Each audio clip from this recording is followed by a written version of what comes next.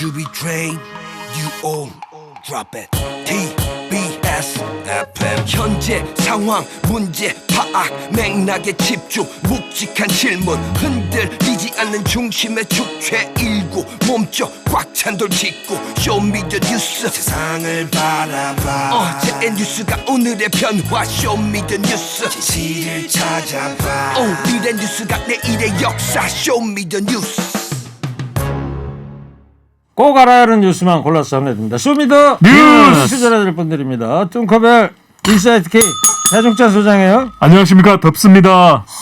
뚱벌리 정상 시사 전문 기자 나왔습니다. 네, 안녕하십니까. 네, 두 분 다 반팔 입고 왔네요. 네, 덥네요 정말. 날씨가 너무 덥더라고요. 예, 완전히 여름 옷을 입고 왔어요, 배종찬.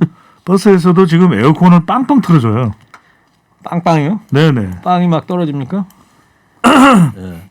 자. 코너 끝에 방송만 잘 듣고 계셨으면 금세 맞힐 수 있는 쇼미더 퀴즈 드리겠습니다. 자, 첫 번째 쇼미더 뉴스 뭐 보여줄 거예요? 장관 후보자 3명의 운명은? 네. 자, 어제 장관 후보자 3인에 대한 청문 보고서를 청와대가 이제 다시 보내달라고 요청을 했죠. 14일까지 다시 보내달라고 그런 거 아니에요? 모레까지? 네, 우선 그렇게 한 이유가 어제입니다. 어제 청문 경과 보고서 채택 시한이 지났습니다. 네. 그래서 이제 청와대 또 문 대통령은 오는 14일까지 금요일입니다. 그렇습니다. 장관 후보자 3명에 대한 인사청문 경과 보고서를 재송부해달라 예. 이렇게 요청을 한 상태인데 지금 여당은 또 상당히 머리가 또 복잡합니다. 야당에서는 정의당까지 포함해서 총 공세를 해오고 있는 상황이기 때문에 어떻게 될지 임, 박, 노 세 사람 장관 후보자의 운명이 이번 주 내에 말미에 결정이 될 전망입니다. 그래요. 워낙 10일까지 청와대로 송부가 돼야 되는데 안 오니까 어제 14일까지 다시 그렇죠. 보내달라고 요청을 한 겁니다. 네. 그래서 이제 14일 날 어떻게 될 건지 좀 지켜봐야 되는데 정상 기자, 근데 네. 청와대의 그 강행 기류에 대해서 국민의힘이 반발하고 있지 않습니까? 네, 이 김혜련 국민의힘 대변인이 논평을 내서 이 남은 1년마저 오만과 독선으로 채우겠다라는 것이냐 이렇게 따져 물었습니다. 그러면서 이 재보궐선거에서 이 준엄한 심판을 겸허히 받아들이겠다더니 반성과 성찰의 노력이라고는 찾아볼 수 없다 이렇게 비판을 했고요. 그리고 문재인 대통령 자신도 야당 대표 시절에 이 박근혜 정부 장관 후보자들의 도덕성을 문제 삼아서 사퇴를 요구하지 않았냐 뭐 이렇게 비판하기도 했습니다.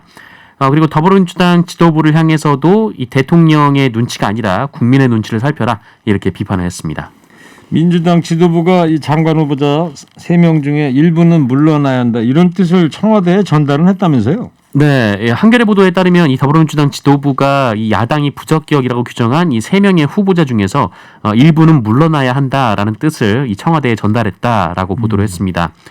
뭐 특정 후보자를 지목하진 않았는데요. 이 당이 새 후보자를 모두 안고 가기에는 부담스럽다 이런 뜻을 청와대에 전달했다고 하고 또 청와대에도 그 부담을 충분히 알고 있다라는 말을 했다 이렇게 당 관계자가 한겨레에 전했습니다.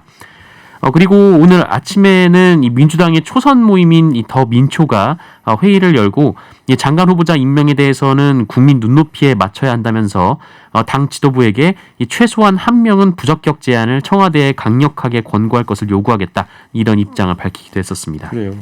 이 문제 관련해서 여야 원내대표가 지금 협상을 하고 있는 거고 네. 송영길 당대표도 읍참마속 해야 된다 이런 뜻을 좀 밝히긴 했는데 지금 여론은 어떻게 나온 게 있어요? 여론조사 된 거 있어요? 국민 여론은 장관 후보 임명에 대해서 부정적인 여론이 더 높았습니다. STI가 자체 조사로 어제입니다. 12일 실시한 조사이고요. 자세한 사항은 중앙선거여론조사 심의위원회 홈페이지와 오늘이 12일인데요. 오늘 어제 조사. 어제 조사네요. 11일 날. 네네. 실시한 조사인데요. 자세한 사항은 조사기관의 홈페이지에서 확인 가능합니다. 장관 후보자들의 임명과 관련해서 물어봤는데요. 임명해서는 안 된다는 부정 여론이 57.5%로 10명 중 6명 정도로 나타났고요. 맞네요. 임명해야 한다는 여론은 30.5%로 나타났습니다. 딱 배네요, 배. 네. 반이고. 그리고 이제 장관 후보자 3명에 대한 여론조사 결과까지 봤는데 정상 기자, 네. 그 김부겸 총리 후보자 임명 문제는 어떻게 돼가고 있어요? 일단 이 더불어민주당이 오늘 이 박병석 국회의장을 찾아가서 이 김부겸 후보자 국무총리 후보자의 인준 동의안을 처리하기 위한 이 국회 본회의를 개회해달라 이렇게 요청을 했습니다. 원래 오늘 오후에 이 국회의장 주재로 김기현 국민의힘 원내대표하고 윤호중 민주당 원내대표가 만나기로 했었는데 이 김기현 대표 측이 그 의원총회를 해야 돼서 만나기 어렵다라고 뜻을 통보를 해왔다라고 하고요. 네. 그래서 민주당은 이 단독으로 박병석 국회의장을 찾아가서 인사청문 특위 소집을 요청했고 오늘 당장이라도 본회의를 열어서 처리를 해달라 이렇게 요청을 했다고 합니다. 이 박병석 국회의장도 이 국무총리 자리를 오래 비우긴 어렵다라는 뜻을 밝혔다고 전해지고 있고요. 이 반면에 이 국민의힘은 이 김부겸 후보자의 인준동의안과 이 3명의 장관 후보자 거취를 연결하면서 응하지 않고 있는 상황입니다. 네, 알겠어요. 한 청취자께서 뚱커벨 항상 간결하고 자세한 뉴스 소식에 귀에 쏙쏙 들어옵니다. 사탕 2개 주세요. 이렇게. 아유, 네. 하나만 드리면 안 돼요? 청취자가 주라고 그러는데 안 드릴 수는 없고. 정치자가 왕이죠. 그래요? 네. 자, 사탕 받는 동안 방금 전에 장관 후보자 임명과 관련된 여론조사는 10일과 11일 실시된 조사 결과임을 다시 한 번 더 확인을 해드립니다. 예, 알겠습니다.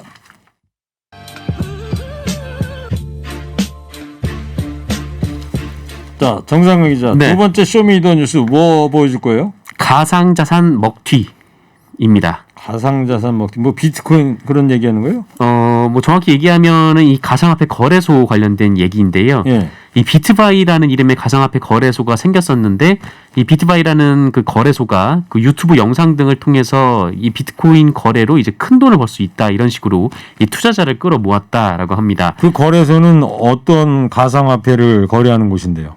일단 여기서 홍보를 했던 거는 이제 비트코인 거래인데 네. 이 비트코인을 그냥 일반적으로 거래하는 것이 아니라 뭐 마틴 기법이라고 좀 선물 거래랑 유사한 방식으로 좀 그런 방식을 이제 홍보를 하면서 자연스럽게 이 비트바이에 들어오면 할 수 있다 이렇게 얘기를 했습니다.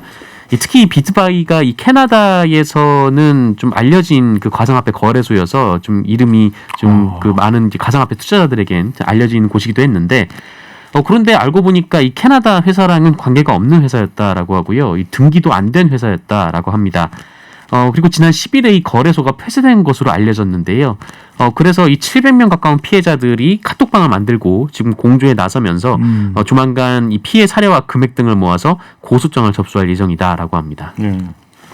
두 분은 뭐 가상화폐 그런 거래 하세요? 저는 안 합니다. 저도 안 합니다. 근데 이게 워낙 이 사회적인 문제가 되니까 이 뉴스 코너에서 소개를 안 해드릴 수도 없고. 네. 그래서 언뜻 보면은 이해하기도 참 어렵기도 하고 그런 부분인데. 그렇죠. 네. 자, 그래서 가상화폐 이 몸집이 점점 커지고 있는데 비트코인이 페이스북의 시가총액을 넘었다면서요? 그렇죠. 그만큼 이제 가상화폐에 대한 투자 열기도 더 높아지고 있고 그리고 무엇보다도 앞서 이제 정상근 기자가 이야기했던 대로 이렇게 피해를 보는 이유는 제도권 안에 있지 않거든요. 그러니까 피해를 당하더라도 정작 투자자들이 어디 가서 그 피해를 호소할 곳도 마땅치가 않다라는 겁니다. 그러니까 비트코인과 비트코인이 아닌 가상화폐로 나눌 수 있는데 그래서 우리가 청취자분들이 이해를 하실 때 비트코인이 제일 유명합니다. 제일 또 몸집이 크고요. 그다음 비트코인 외의 가상화폐를 모두 가리켜서 올터너티브 코인, 대체할 수 있는 코인이라고 해서 알트코인이라 이렇게 부르고 있는데 얼터너티브요? 네네 알터너티브. 이 비트코인의 규모가 어느 정도로 크냐면 세계 시가총액 6위인 페이스북 다 아시잖아요. 페이스북보다 더 많습니다. 얼마인데요 페이스북 시총이? 페이스북 시총이 11일 종가 기준으로 971조 원이거든요. 그런데 비트코인은 1155조 원입니다. 어휴. 삼성전자보다도 높고 LG화학보다도 훨씬 더 높고 심지어는 백신으로 유명한 모더나보다도 높습니다. 그런데 이것뿐만이 아닌 거죠. 얼마 전에 이 테슬라의 CEO인 일론 머스크가 이야기를 했던 그 도지코인은 이 도지코인도 뭔가 정확하게 근거가 있는 그런 가상화폐는 아닌데 지금 활발하게 또 거래가 되고 있거든요. 그러다 보니까 이런 불명확한 또 근거가 잘 없는 또 제도권의 안전장치가 마련되어 있지 않은 가상화폐가 이 새로운 어떤 이 투자 피해의 진원지가 되고 있습니다. 예. 조금 전에 얘기했던 삼성전자는 시총이 한 500조로 지금 알려지고 있는데 주가가 조금 빠져가지고 500조가 지금 조금 안 되는 조금씩 상황입니다. 왔다 갔다 하는데 그러니까 삼성전자 시총보다도 거의 배 이상이네요. 비트코인의 시가총액이라는 게. 자, 페이스북의 그 CEO 의미심장한 글을 남겼어요. 네, 뭐 때마침 이 페이스북 최고 경영자인 마크 저커버그가 이 자신의 페이스북에 의미심장한 글을 올려서 이게 좀 보도가 되고 있는데요. 매우 중요합니다. 뭐가요? 마크 저커버그. CEO 이름이 페이스북 중요합니까? CEO죠. 네네. 밑줄 몇 개 쳐요 그러면? 밑줄은 2002개. 왜요? 이 마크 저커버그가 하버드 대학에 입학을 해서 이 동문 관리하는 프로그램을 만들었는데 예. 그게 바로 페이스북입니다. 마크 저커버라고 막 날리는 거 아니에요 지금? 밑줄을? 네. 막 날리는 것 같은데요? 2002년에 이제 페이스북을 만들었기 때문에. 그래요? 네, 2002개. 사탕 하나 드려야지 또. 이게. 아이고, 감사합니다. 좋습니다. 예. 근데 이 마크 저커버그가 자신의 페이스북에 그 애완용 염소 2마리 사진과 함께 내 염소들 이 맥스와 비트코인 이런 내용의 글을 올렸습니다. 굉장히 짧은 글인데 뭐 그냥 뭐 염소를 소개한 글로 볼 수도 있지만 이 비트코인이 페이스북의 시총을 앞지른 데와 맞물리면서 이 수많은 해석을 좀 낳고 있는 상황입니다. 그래서 일부 투자자들은 이 가상화폐계에서 이 비트코인의 미래가 밝다고 믿는 사람들을 이 비트코인 맥시멀리스트라고 부르고 있다면서 이 맥스 그리고 비트코인이라는 그 단어를 쓴 것은 이 저커버그가 비트코인을 지지한 것 아니냐 이렇게 해석을 하고 있는데 영어를 너무 많이 쓰시네. 네, 외국인이니까요. 네, 뭐 맥시멀리즘은 뭐예요? 맥시멀리즘 이제 뭐 맥스하다. 크다. 네, 뭐 그런 의미죠. 그래서 뭐 그렇게 이제 해석을 하고 있는데, 근데 이건 뭐 해석일 뿐이고 아직 저커버그가 정확한 입장을 낸 건 아닙니다. 네. 자, 하여튼 마크 저커버그가 중요하다고 그랬고요. 이런 상황에서 어제는 또 국내 대형 가상화폐 거래소에 오류가 발생했어요.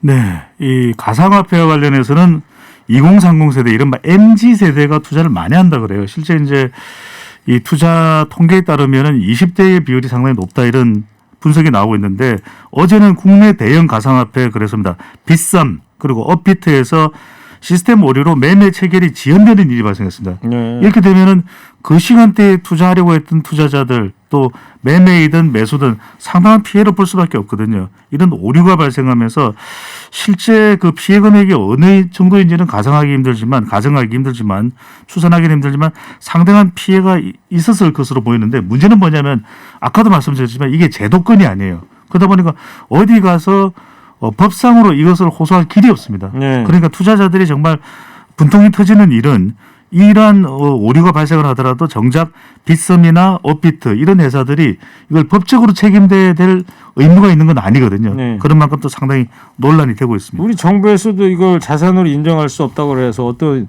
정부 차원의 어떤 보호 대책 같은 것도 아직 만들어진 상태가 아니지 않습니까? 그러니까요. 그 휴대폰으로 보니까 제가 우연히 봤는데 이 가상화폐 거래소에 그 시시각각 초 단위로 막 움직이더라고요. 네, 초단위로 막 돈이 왔다 갔다 네. 합니다. 보긴 봤어요, 정상 기자도 그 그거. 화면을 보긴 봤습니다. 뭐 시사평론하려면 이런 거 봐야 되잖아요. 하진 않더라도. 그러니까 주식 시장보다도 오히려 거래 규모가 더 큰 경우들도 있을 정도죠. 그러니까 이게 가상화폐에서 오히려 우리가 주식 시장에서 거래소에서 거래되는 금액보다도 더 빠른 속도로 왔다 갔다. 근데 거기에서 오류가 발생했으니 그러니까요. 네. 진짜 피해 보신 분들이 꽤 될 것 같은데 그 잡코인에 대한 우려도 크던데 이 잡코인이라는 건 뭐예요? 잡코인이 바로 여기 잡이 잡스럽답니다.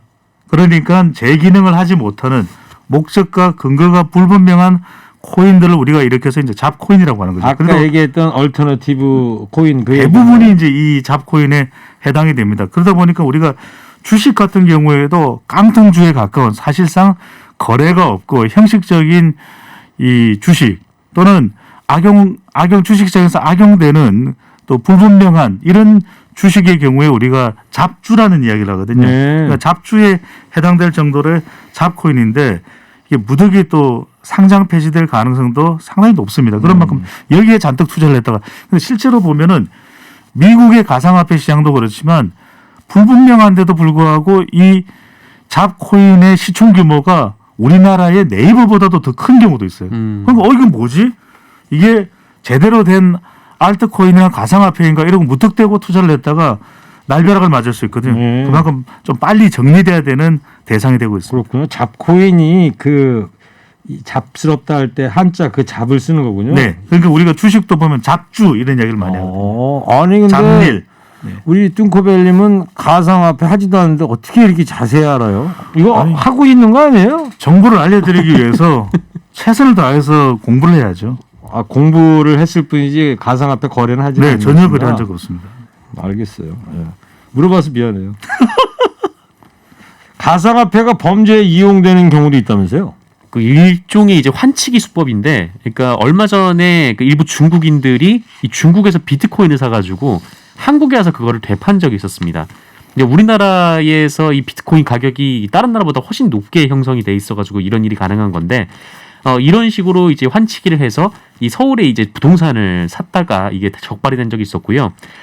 그리고 또 우리나라 사람 4명이 그 일본을 한 70여 차례 오가면서 그 일본에서 코인을 사서 한국에서 판 일이 있었는데, 우리나라와 일본의 코인 가격 비트코인 한 개 가격이 700만 원 정도 차이가 나거든요. 근데 이 사람들이 코인을 사려고 몰래 해외로 들고 나간 돈이 900억 원이 넘는다라는 좀 그런 얘기가 있습니다. 네. 한 청취자께서요. 뚱커벨 오늘 차분하게 설명해 주니까 좋아요. 예. 네. 칭찬을 이렇게 해주시네요. 감사합니다. 예. 커피 쿠폰이라도.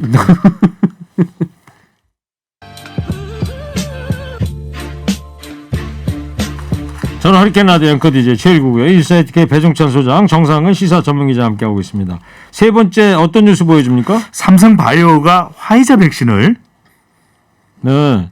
삼성 바이오로직스가 화이자 백신 만드는 이 뉴스가 어제 있었는데 이거 그 오보입니다. 얘기하는 거예요? 오보예요. 오보. 오보라고요? 네, 그러니까 관계자의 말을 인용해서 삼성 바이오로직스가 화이자 제약의 코로나 백신을 위탁 생산한다 이런 보도가 나갔었는데 네, 제가 어제 봤는데 뉴스에서도 사실이 아닙니다. 그게 아니라는 거예요? 이게 그래서 이른바 이 작전 세력의 잘못된 정보가 아닌가 이렇게 허허. 또 해석할 수도 있는데 이렇게 되면 개인 투자자들이 상당히 주의를 하실 필요가 있는 게 삼성 바이오로직스 물론 좋은 주식입니다. 상당히 시총 순위도 높은 편이고 우량주로 평가를 받는데 장 개장 직후에 55% 넘게 급등세를 보였거든요. 오늘이요?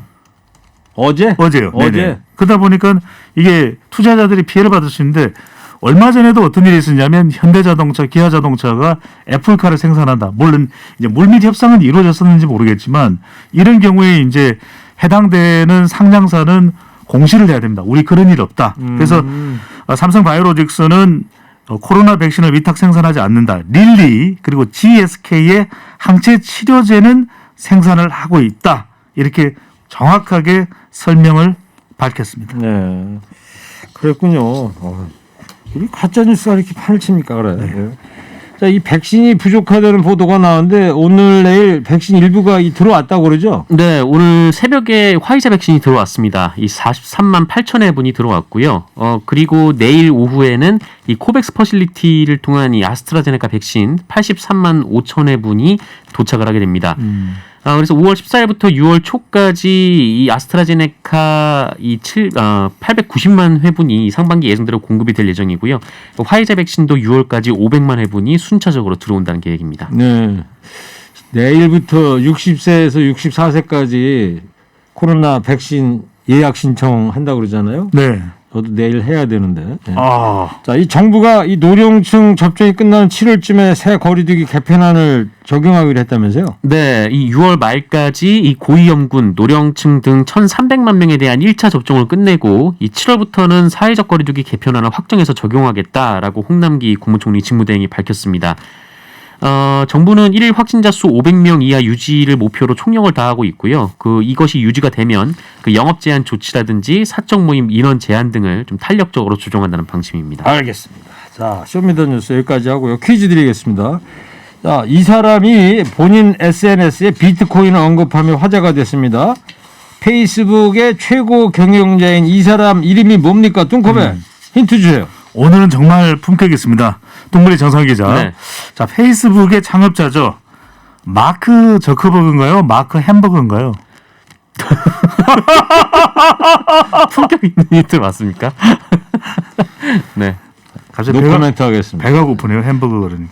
TBS 앱 50원 유료 문자 샵 0951로 정답 보내주십시오. 선물 준비되어 있습니다. 환도 화장품에서 스펠라 여성용 화장품 세트를, 주식회사 바찌 화장품에서 어성초 샴푸, 수딩 젤, 선크림을, 주식회사 홍진경에서 전 세트를, 부모님 드리려 샀다가 내가 다 먹은 과자, 화성당 제거에서 건강과자를, 층간소음 해결은 제로블럭, 제로블럭에서 매트, 판촉물은 베픽, 베픽에서 친환경 허스키컵, 달콤함과 행복한 맛 선사하는 타르트면과 카페민융에서 디저트 상품권, 자연성분 화장품 라피네제이에서 피부 탄력 회복이 좋은 렉스리 크리에이티브 3종 세트를 드립니다. 네. 쇼미더 뉴스 지금까지 배종찬 소장 정상근 기자였습니다. 두 분 고맙습니다. 쇼미더 뉴스.